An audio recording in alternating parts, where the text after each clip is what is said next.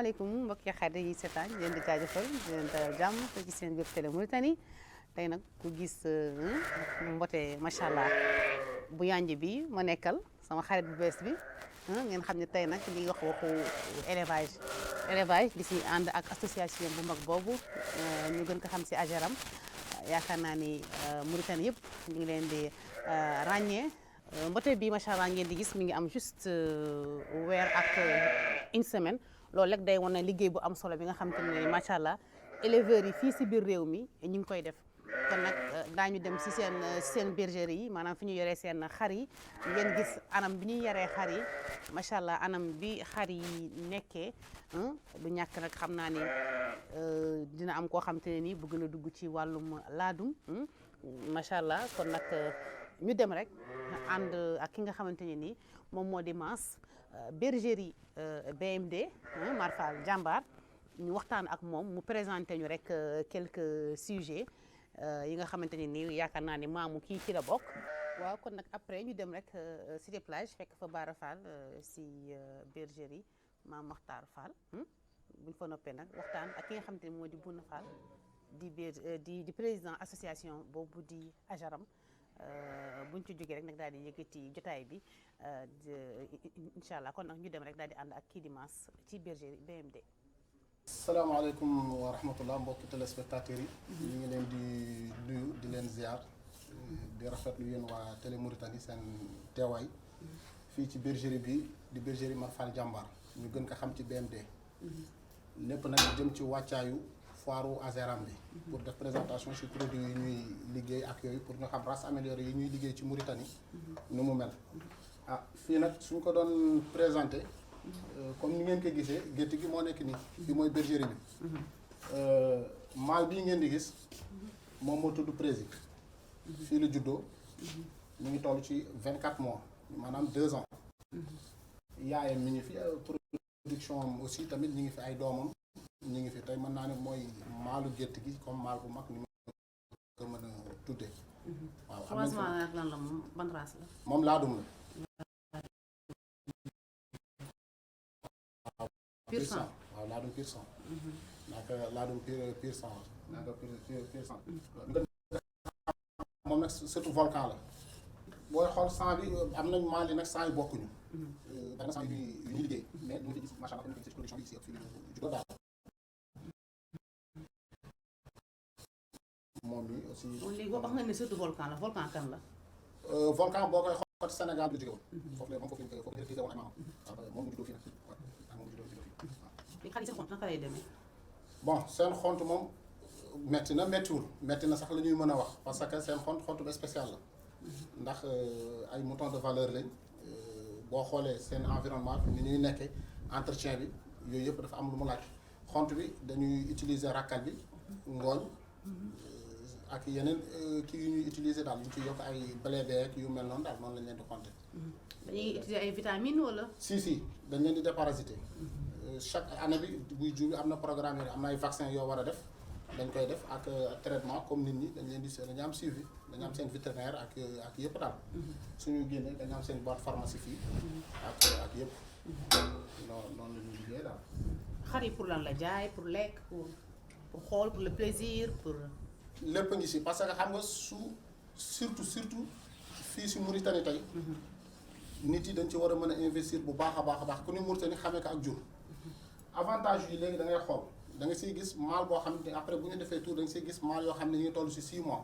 soo doon xool tey cheptel bi nit yi di yor si àll bi maal bi ñuy am mu toll ci 2 ans yi am fii 6 mois ñooy toll ak ñoom donc ñiy jël ci xar yi di yóbbu di croiser ak ñoom daf leen di permettre li ñu daan jaay si ñaari at en 8 mois dañ koy mën jaay donc am na amélioration bu mu mën a apporter bu baax a baax si côté poids xar yi macha allah mun nañ maal yi mun nañ dem ba di peser ay 170 kilos dañ koy peser di si gis femelles yoo xam ne aussi dañuy romb 100 kilos kon lépp ngi si daal bu dee ndawal la daf lay yokk bu dee soow bi aussi la même chose waaw. d'accord léegi xar bi bu ñu doon évaluer valeur am lan lay doon. kii tey boo doon évaluer valeur am mun na dem ba vers les 4 millions. waaw 4 millions du jaay da koy jaay. waaw da koy jaay. boo ñu mënee présenter femelles yi nekk foofu ci biir. waaw femelles yi nag fii boo xoolee yi ay tëngale. bii nii boo xoolee dafa tëb na ba confirmé moom mi ngi toll léegi si ay 2 mois et quelques. est-ce que mën nga ko génnee.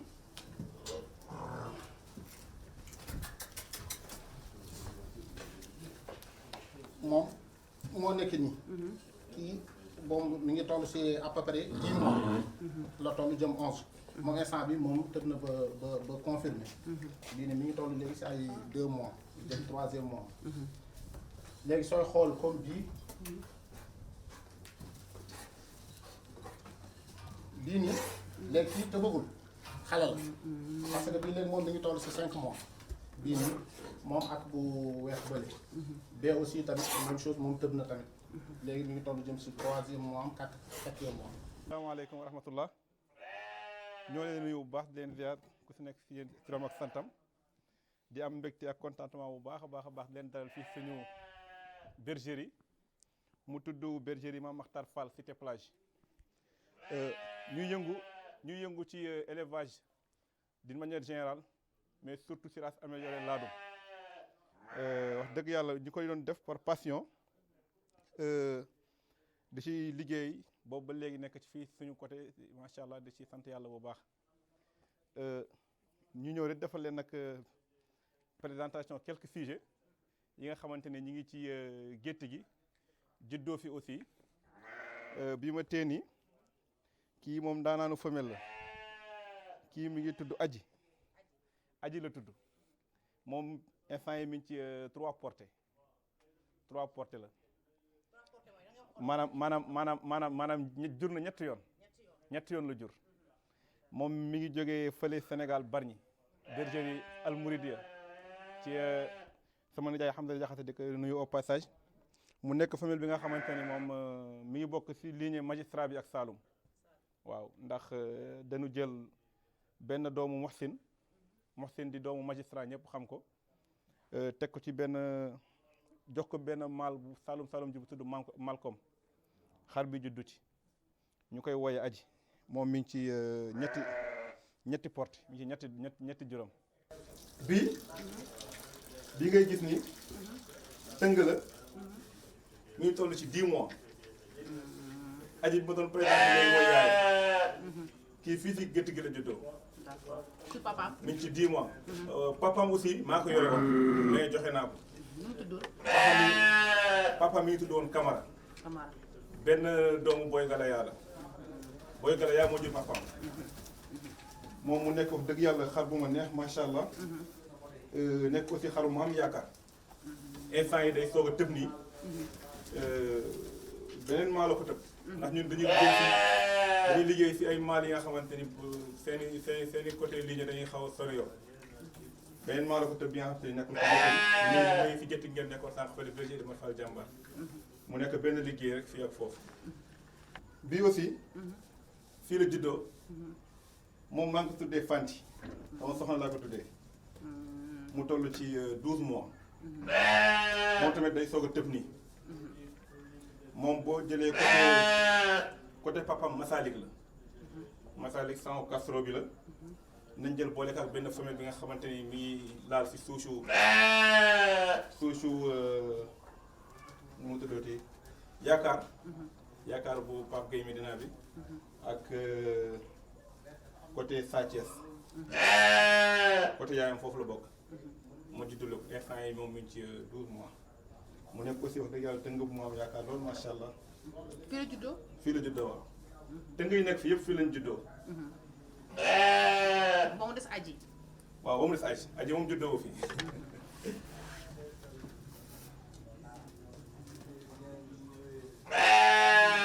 tëng bi tamit fii la juddoo. kii mi ngi tudd Binta. toll ci 7 mois. kii 7 mois yaayam mi ngi fële fii la juddoo. tëboogul. moom instant yi tëboogul. moom tëboogul. boo xoolee bi ma la njëkkoon sànq présenté muy beneen tëng bu njëkk bi. ñoom ñaar ñu bokk benn pap maal boobu moom laa fi yore woon avant ma koy joxe doon fi liggéeyee. te nag bi ma téye dara si production bi si laa koy joxee. moom mu toll ci 7 mois aussi nekk femelle wax dëgg yàlla bu ñu am yaakaar loolu sax macha allah. waaw ba tey rek ñu ngi fii si bergerie Mame Makhtar Fall cité plage ñu ñëwaat léegi si beneen box fee ñu nekkoon léegi foofu tëng yi ñoo fa nekk. tënk mooy. tëng mooy xar bu jigéen bu ndaw rek. bu toll ci ay 4 mois ba 12 mois. ñoo nekk fële. box bi ñu nekk nag mu ngi nekk ay famille adulte ñoo fi nekk famille yu mag yi. ba pare encore di nàmpal ndax yi ngeen gi yëpp dañuy soog am doom. moo tax ñoom ñooy nekk fii mooy gën a yaatu ci ñoom. ainsi que seen doom yi daañu mën di dugg fee si biir di lekkantu ndax du ñu mën di lekk tout le temps ak seen yaay. famille yu ma tee nag moom mi ngi tudd Kia. mu bokk ci grande famille yi. toll ci 4 portées. macha allah moom mi ngi ci 4 portées. maanaam jur na ñeenti yoon. jur na ñeenti yoon. waaw fi ngeen njëkkoon fee bergerie Mame Fall Jàmbaar am na fa ay doom. ñaar fii aussi am na fi ñaar bi mu mujj am mii nii mooy bu góor bi. ñu noonu. waaw bii nii nag moom mooy Zal. instant yi moom moo war a def tour. maanaam moom moo war a tëb famille yi bu ñu tolloo ci tëbu. comme ñu ngi soog am doom. moom mu toll ci 17 mois. mi ngi toll ci fukki weer ak juróom-ñaar. moom fan la ban croisement la moom kan ak kan moo ko jur. waaw Zal nag. fii la juddoo. yaay moom laa la présenté woon sànq. yaay mooy aji. mooy aji exactement. moom mi mooy taawam. biñ koy recruter. dafa porté woon maanaam dafa tëboon. du ma ñëwee fii nag fii la wàccee seex la woon sax. moom bu jigéen la woon. moom mu nekk aussi Saalum bi rek ak magistrat bi. ndax dañ jël benn doomu Moxsin. jox ko femelle bële. aji bële. après bu ñëwee fii si la wàccee woon moom ak ay kii moom ak bu jigéen. mais bu jigéen bi dafa mujj daanu. mais Moxsin de xanaa turu Mauritanie la moom. Moxsin non xam naa cosaanam Mauritanie la. waaw mais si Sénégal moom daa naanu xar la kenn du ko laaj ci foofu. d'accord waaw mu nekk xar bu def ay preuve jël ay concours bàyyi ay record foofu ñëpp xam ko bu baax sax. kii nag sëtam la. sëtam la mu toll ci 17 mois. 17 mois. waaw di siy liggéey aussi ndax instant yi mooy def tour fii. et aussi mooy def tour aussi bergerie fële incha allah. femelle bi tamit nekk ndaanaanu femelle ci gétt gi. moom aussi nañ ko recruter toujours si bergerie Al Mouridiya bu Hamza Jaxate sama nijaay. moom doomu galactique la. galactique nekk maal bi nga xamante ni Sénégal ñëpp xam nañ ko. jëloon record poids presque 6 ans kenn baatal ko foofu. ci diisaay. diisaay ba toll ñaata. mu toll woon ci suma juumul 174 point yu teg kilo suma juumul foofu la toll woon. moom mooy bàyyi moom moo ko jur. moom instant yi mu ngi ci 3 portées. portée bi mujj bi moo nekk na le mbote bi yaay moo nekk ni sama wet. moom papaam aussi mi ngi kër ga mooy taw feex si ñoom bi ngeen fekk foofu doomu Masalik la. mu toll ci 1 mois yu teg ay 1 semaine. wala moins de 1 semaine. ndax yaay mi ngi tëboogul. fii daal lii mooy suñu activité à part suñu liggéey. élevage bi la. xar yi la. ndax jaamu yàlla la te aussi passion la si ñun. waaw laaj nga ma question bu ma neex. ndax élevage mën naa ne dama si judd. ndax village la juddoo nekk fii ci Rosso ñu koy wax Garak. juddu fekk suñu kër aussi daan yar amoon ay xar fi ma daan jàngee suñu yeneen këru mbokk yi ñu jógee ñenn ñi sax am ay nag. ñu daan yaroo si diggante ay xar ak ay nag ay tool yu demee noonu. kon daanaka mën naa ne daf nekk lu ñu judduwaale. te it màggaale ko aussi xëy na nag du système bi lañ daan def. boobu dañu ko doon def comme ni ko ñëpp di defee rek am xar ci sa kër daan gubi ñax di ko jox di ko yóbbu dex ga di ko sangi bu tabaski jotee nga jël rey ko wala léeg-léeg nga xewle jëfandikoo ko wala nga maye ko noonu lañ ko daan defee jamono di dox di dox di dox di dox wax dëgg yàlla bay ñu découvrir ni am na yeneen xeetu xar yu bokkul ak xar yi ñu xamoon ci bu dëkk village bu njëkk. xari million. mii noonu laata sax ñu ñëw ci xaru millions yi. jàdd nañ ci yeneen races yi su mel na comme bali yi. wala tchadien comme ni ñu leen di waxee. def métissage bi liggéey ci lu yàgg presque ay at ñu ci amélioré di ci travailler mais boobu aussi xaalis mosuñu ci bàyyi xaalis mosuñu ci xalaat parce que li ñu bëggoon la di ko def rek daan leen dundal daan leen toppatoo ku leen gis ku nekk da nga leen di bëgg. jamono di dox ba ñu découvrir ni ndekete am na beneen xeetu xar bu bokkul ak bi ñu yore am na aussi neneen nu xar tëddee lu dul rek ñun ñu ko jàppee wala ni ñu ko foogee si noonu nag yàlla def ma demoon Dakar en 2014 suñu dëkkandoo yi noonu rek ma gis seen xar yi mais mu wute woon ak yi ma daan gis ma waxtaan ceeg moom mu xamal ma ni ma kii laadum la par la suite nag fi laa commencé di topp virus bi dugg la daal. nii noonu affaire laadum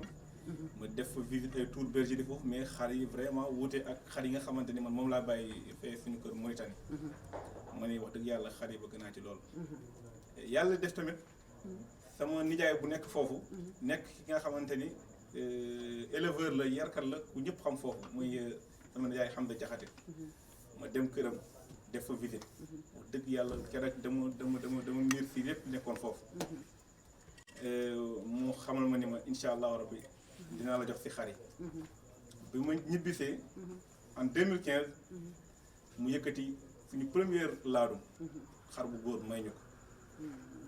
boobu temps suñu kër amul laadum ay caadee ñoo fa nekk ak ay xaru tentaan yeeg yu demee noonu ñu indi maal bu bees laadum pur sang indi ko ci kër gi dugal ko ci biir gétt gi maal boobu nag boobu temps sax xamaguñu ay xar bi moo war tëb ak bi waru tëb dañu leen bàyyi woon noonu rek mais bi maal bay ñëwee quand même dañu isolé woon yi ñu yore woon bàyyi maal boobu famille mu commencé tëb mais laata sax yi mu tëb yi di wàccee maanaam di am doom maal bi rek gisoon nañ si moom maanaam benn particularité bi nga xamante ni nekkul woon si yi ñu yore woon maal bi dafa guddoon macha allah ko bi dégagé woon lool amoon ossature bu baax genn gi moom daf doon duré ba léegi sama téléphone dama koy rewal mais mu la may wanee photo gennam daf doon duré ku si suuf macha allah mu rafet trop ñu jël maal boobu di ci travailler ak suñu famille yu ñu yore woon di si juddul ay xar yu rafet dëgg yàlla ah commencé nag am ñu si léeg-léeg di ñëw fay si yenn prix yi waaye day nekk toujours ay xaru yi ñu jëfandikoo si événement mais ñoo leen daan judduloo quand même ñuy jaay léegi nag bëgg def transition pour dugg ci élevage race amélioré bii di laadum pur sang laadum daal maanaam pur sang laadum waaw ñu commencé di liggéey en 2016 en 2016 wut suñu ay quelques femelles ndax laadum dafa cher ay millions la waaw ay millions la moom képp ku ci duggoom da ngay nekk un passionné ba pare lu ci fekk la ci mais xar la bi nga xam ne li naan élevage de prestige loolu la ndax bi nga duggee si gétt gi gis nga ni mu bindoo maanaam sama classe bi daal mënuñu koo am daal maanaam ni ko ñu bëri jàppe fii dafa weesu foofu si noonu nag la ñu amee quelques sujets yi commencé di liggéey taxaleen ndànk di si jàngale di si kii di si ba alhamdulilah tey ñu toll fi ñu toll waaye léegi question bu mag ma est-ce que yar bi am na xaalis question bu mag a mag bi ndax lii ma gis fii ñu ngi tudd yàlla daal te ñaan yàlla mu gën a yokk waxal rek ñii ñu tant yàlla di ñaan yàlla instant bi li ñu bëgg mooy vraiment Mauritanie xam nga Mauritanie dëkku càmm la dëgg la Mauritanie dëkku càmm la mais fi ñu teg càmm la càmm weesu dëgg la tey jii mën nañ ni dëkk yu ñu wër yëpp ku ñu joxul xar wala nag doo ñu ko jox ça veut dire que ni kon ñun dañuy yar waaye nag dafa laaj tey jii jamono buy dox lu bees am da ngay essayer di tamit découvrir xool li ci nekk xool li ci biir ainsi de suite donc loolu mooy ëpp solo donc tey jii man foofu laa bëgg tey wax dëgg yàlla ni di jëlee fa et après nag li ci topp nag loolu nga wax muy xaalis bi nag li mu waaw sax dëgg ñëw tàggatoo yaa ñëw waaw di leen sant bu baax di leen jaajëfal di am mbégte bu kawe lool fii wax dëgg yàlla seet bi ngeen ñu seet si ndax lii rek mooy doxal élevage élevage ku nekk mën nga nekk sa ruq di liggéey ku nekk mën nga di jëf ak sa passion rek mais lépp lu ñu mën a def pour vulgariser ko ñëpp découvrir ko ñëpp xam ko rek day nekk avantage yu éleveurs yi day nekk avantage yu population bi day nekk avantage yu économie dëkk bi kon yéen seen wàll bi ngeen ciy bay ñoo leen ci sant bu baax di leen ñaanal yokkute ci côté boobu di woo aussi sama mbokk éleveurs yi nga xamante ne ñoo nekk ci dëkk bi si ñu gën a jàpp rek bañ a bàyyi te xam ni rek liggéey bi moom du taxaw bés bu nekk da ngay teg un pas de plus di ñaan yàlla suñu borom nag mu eggale la fi nga xamante ni dañ fay dégg tey yekkat yi mag yëpp di woo aussi suñu njiit yi muy nguur gi fi nekk ñu bàyyi ñu xel bu baax si li nga xamante ni moom la ñu bëgg en tant que éleveur surtout ñun li ñu bëgg mooy wàllu xont bi lépp luñ ci mën a dugal seen participation rek à ce que mu woyof si ñun dinañu dimbali ndax xam nga tey jii tëj ay xar yamul ak tëj nit wala nit yore nit boo ko bàyyee mu débrouiller ak boppam mais xam nga lii boo ko tëjee boo ko joxul mu lekk du lekk boo ko joxul mu naan du naan boo ko seetul ndax feebar wala feebar du la ko wax kon yooyu yëpp tey jii dafa nekk liggéey waaye bu ñu nekk suñu gannaaw doolelee rek mu woyof te li ñuy doole nag mooy li ci ëpp solo mooy alimentation bi ñu fexeel ñu lu ñu wàññee njëg gi fexeel ñu ba ñu am njëgu alimentation bu am qualité et li def nag ñaan yàlla suñu borom mu barkeelal ñëpp te ñaan yàlla aussi jataay ba ñam si biir rek yeneen jataay ñu si kanam incha allah dina am jërëjëf jëf man la Bouna Fall di président association bi ñuy wax AZARAM muy association de la race améliorée ñuy yëngatu si lépp li nga xam ni jur la muy xar ganaar petax donc di ñuy wax amélioration donc si loolu la ñuy yëngatu bon association bi nag mi ngi fii depuis 2016 waaw depuis 2016 lañ taxawal association bi voilà li ko tax a jóg nag mooy li nga xam ne ni mooy dañu gis ni que ni ñu da nekkoon ay éleveur d'abord kenn ku ne daf daan yar sa kër dégg nga donc ba tax na ñu gis ni que ni doon war booloo pour que ñu mën avancer loo sunu élevage donc booloo boobu moom moo tax ñu créer association waaw bon donc gis nañ seen bopp mais de toute façon pour lépp association moom noonu lay mel début bi nit ñëpp mën nañ si ñëw dugg mais kenn ku ne li ko dugal itamit si association bi voilà ñii dañuy ñëw dugg yaakaar ne dañuy am xaalis ñii dañuy ñëw dugg yaakaar ne dañuy am xar donc ba tax na départ bi bare woon nit trop après nag il a fallu que nit ñi ku ne ki nga xam ne dëgg ko yow dëgg moo ko si dugaloon nekk na si ñu continuer di si liggéey après am na ñu xam ne génn nañu mais am na ñeneen encore ñu ñëwaat duggaat encore si association bi bon daal mooy mbooloo moom toujours day am ñi nga xam ne dañuy ñëw ñii dañuy dem waaw loolu moom am na bon pas faute de moyen rek sax mais c'est que dafa am ñu xam ne dugg yaakaar ne tout de suite dañuy am xaalis voilà ndax ni ñuy déggee turu xar yi ni ñuy déggee turu ganaar yi ni ñuy déggee turu petax yi dégg nga di si dégg ay millions ak ay centaines de mille ñu yaakaar ni que ni suñ si duggee dañ siy génn am nañu xam dañ jaayoon leen am yëpp dugg si mais ba nu demee ba si biir xam ne du lu gaaw bon am ñu si génn am ñi tamit ñi nga xam ne tamit faute de moyens yi tamit parce que li leen di dundali tamit du caaxaan. bon kooku moom xaru VIP yi duñ ko lekk moom xaru VIP yi duñu lekk carton parce que comme dañ koy wax dañu war lekk bu baax xar yi comme genre sportif lañu. voilà am na sportif yi nga xam ne suñu xëyee suba dañuy dem entraînement jouer match ñëw lekk mbaxal wala lekk ceeb guddi gi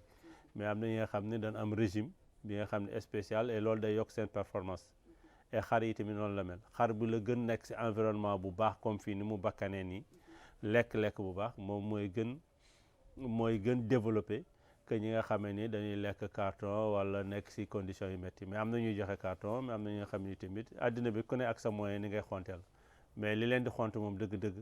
carton waru si bokk. Non partenariat pour l'instant amuñu partenariat si côté meunier yi maanaam ñi di defar ràkkal voilà bon jéem nañ ko pour l'instant ñoo ngi siy dox mais beneen fànn am na tamit si kii bi mooy ñi fi nekk sax qualité ràkkal bi ñuy def ak genre xar yi ñu yor tamit dafa am différence voilà parce que ñii dañuy defar ràkkal rek pour lekk c'est-à-dire pour le maintien. Par contre xar yi comme ni mu ko waxee sànq comme ay sportif dafa am yeneen ferñeent yu ñu war yokkaat si lekk bi pour que mu mën a nekk ràkkal bu mucc ayib pour xar yi mais partenaire moom amaguñu ko mais ñoo ngi si dox. effectivement loolu moom mooy wax ji parce que c'est comme nit c'est comme ñëpp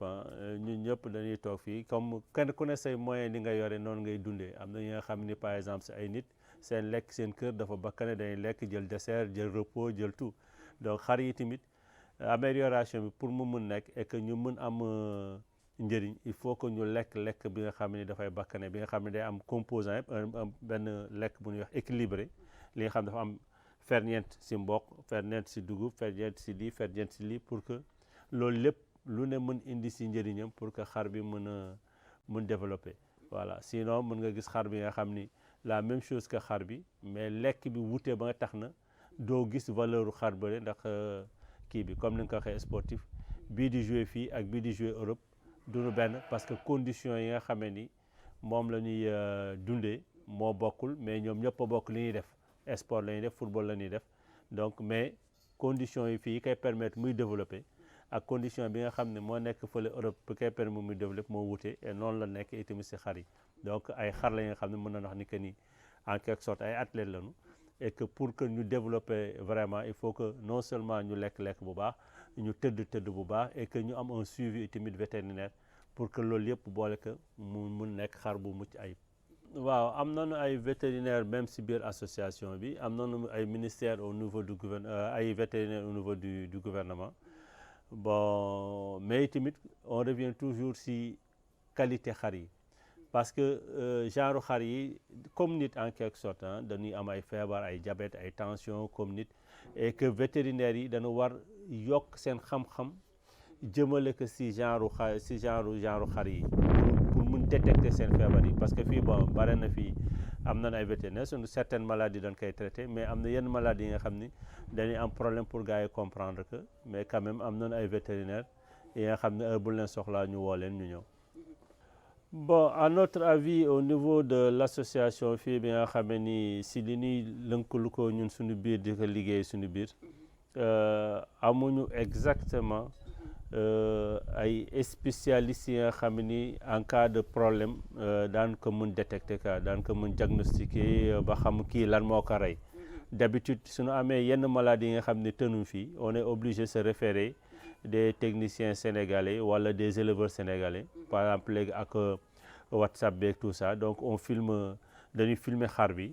dégg nga envoyé que benn vétérinaire bu nekk fële mu xool à peu près jéem def benn diagnostic à distance jéem def benn traitement à distance dégg nga parce que ñoom ñoo gën xarañ ñoo gën yàgg si xar yi et ñoo gën bare li ñuy jonkonteel si genre feebar yi quoi par rapport ak fii voilà mais quand même fii ñoo ngi def seen kéemtalaay kattan mais comme dit xar yu bees la si ñoom feebar peut-être yu bees la si ñoom et que maîtriser wuñu ko bu baax a baax mais quand même ñoo ngi sant yàlla di góorgóorlu comme on est une jeune association mais on est en train encore toujours di jéem a regrouper toutes les possibilités yi nga xam ne war nañ ko mën am pour jéem améliorer pour jéem avancer pour jéem sàmm pour jéem faj li nga xam ne ñun ñoo ngi ko yore quoi. Effectivement bon ñoo ngi lëkkaloog ñoom parce que foire yi ñu fi jot a def yëpp ñoom il a fallu que ñu am seen accord pour ñu mën ko def mais surtout quand même ak ce nouveau gouvernement ministère bees bi vraiment am nañu si ñoom yaakaar trop parce que jot seeti nañ leen waxtaan ak ñoom et que vraiment promesse yi nga xam ne gars yi jox nañu ko am nañu yaakaar si que ni vraiment daanu woon liggéey ak ñoom bu baax a baax. Covid bi moom ralentiroon na liggéeyu élevage bi trop surtout liggéey Azaram et d'une manière générale addina bi yëpp Covid bi impacté woon na ko voilà mais comme la génn nañ si alhamdulilah rabbil alamin et que ñuy ñaan yàlla itamit mu yem fi donc on avait programmé des foires le 25 décembre bi nga xam ne ministère bi d'accord woon na si àndoon na seeg ñun et préparé woon nañ ko mais malheureusement jaam ak pexeem yàlla ak dogalam dégg nga am na ay manquements yi nga xam ne tax na ba mënuñu ko def le 25 ñu repousser ko et ban ko repousser tamit dem nañu gis ci ministère bi waxtaan ak ñoom xamal que ni dana am ay jafe-jafe pour repousser ko et que vraiment d'accord na si loolu et qu'il est toujours d'accord accompagner nous mais le 25 bi nga xam ne lañ jàppoon pour foire bi on compte toujours faire des activités yi nga xam ne ni pour mu bañ a naxsaay mais quand même on tient toujours à ce que ñu def ay festivités si jour 25 boobu mais nguur bi moom ñoo ngi xaar que mu jàppale ñu baax si foire bi nga xam ne fa lañ jëm incha allah. waaw donc li may jëkk wax mooy déjà remercier éleveurs yi nga xam ne ñoo nekk si Azaram déjà c'est important parce que ñoom ñooy njàkk donc di leen ñaax à ce que ñu booloo ñu xam ne que ni lu benn nit di mën fukk moo ko gën mën et que itamit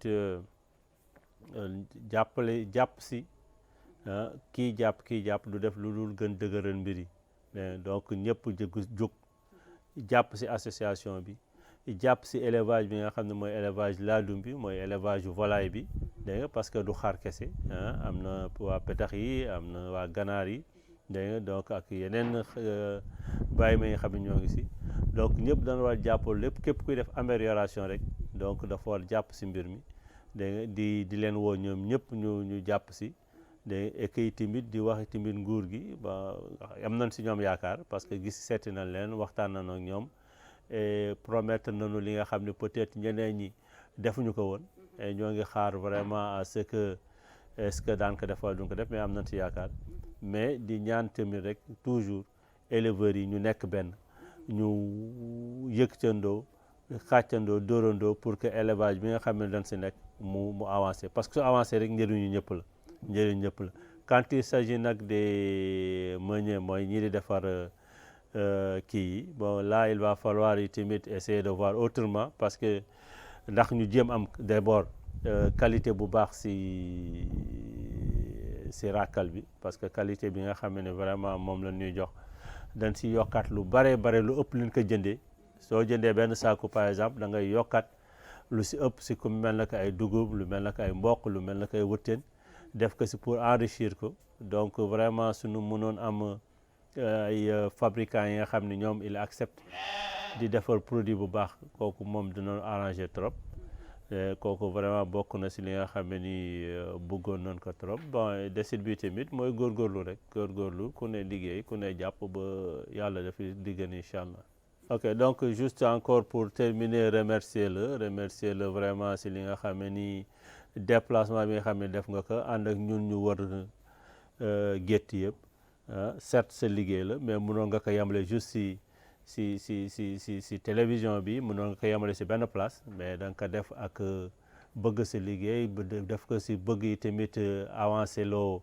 sa réew parce que tamit jàppale dara wane dara kooku tamit dafa bokk si li nga xam ne day avancé loo réew donc mënuñu lu dul di la gërëm et di la ñaanal tamit lépp li nga xam ne bëgg nga koy tamit si sa liggéey ak sa njaboot yàlla na la ko yàlla defal. xarit yi ñëw seetaan ñu leen di jaajëfal ñu yaakaar ne ñi doon tey neex na leen te moom gétt ga lañ demoon gis ngeen xar yi kuy yi xar yu jigéen yi dem nañu ci bergerie Marfal Jambar ñu gën ko xam ci bergerie BMD. ñëw tamit ci bergerie Maam Mokhtar Fall fekk fii kii di Baara Fall fële ñu fa fekkoon kii di Mass Fall ginnaaw loolu waxtaan nañu ak ki nga xam ne moom moo di Bouna Fall di président association boobu di Ageram boot képp koo xam ne yaa ngi ci réew mi di yar jur ci race améliorée maanaam jur yooyu nag du jur yooyu nekk sama kër de ak seen kër yi yéen waaw jur yooyu nga xamante ni moom macha allah fa tabarakallah gis bi macha allah rafet na waaye tamit njëgga tamit noonu la mel njëgga tamit rafet na xam naa nag ñëpp tey ñi bëgg mala seen xol yi sedd na seen xol yi kontaan na gis ngeen tamit jàmba jóob yi yaakaar naa pan loolu lañ koy waxee picc boobu nga xam ne nag day firi laafam def nañ lépp pour mu firi laaf bi mais dafa bañ a firi laaf bi kon nag c'est dommage mais gis ngeen ko rek macha allah tabarkalla ci taaruwaay bi xam naa ne ku ne bëgg nga ko am sa kër yàlla nañu ko yàlla yombalal ñun yëpp di wax rek ne nii la dëkk moom buy dox léppay war a dox ànd ak moom élevage bi agriculture bi napp gi tey fii lañ ñëw xam naa semaine prochaine mu ne leen demal géej wala ñu demal leen tool ya commencé rek seen programme yi bees yi nga xamante ni dañuy génn télévision bi dem ci biir dëkk bi ci yu sew sewaan yi nga xam ne da leen di neex ngeen di ko bëgg a gis di leen ko wan di jaajëfal bu baax sama caméraman Fadel Abdallah kontaan naa bu baax ci li nga xam ni noonu la ñu nekkee woon ci liggéey bi équipe la caméraman journaliste monteur ñun ñëpp ñuy àndoo rek ngir jox leen li nga xamante ne ni day sedd seen xol di leen di jox nag dig daje ba beneen yoon incha allah.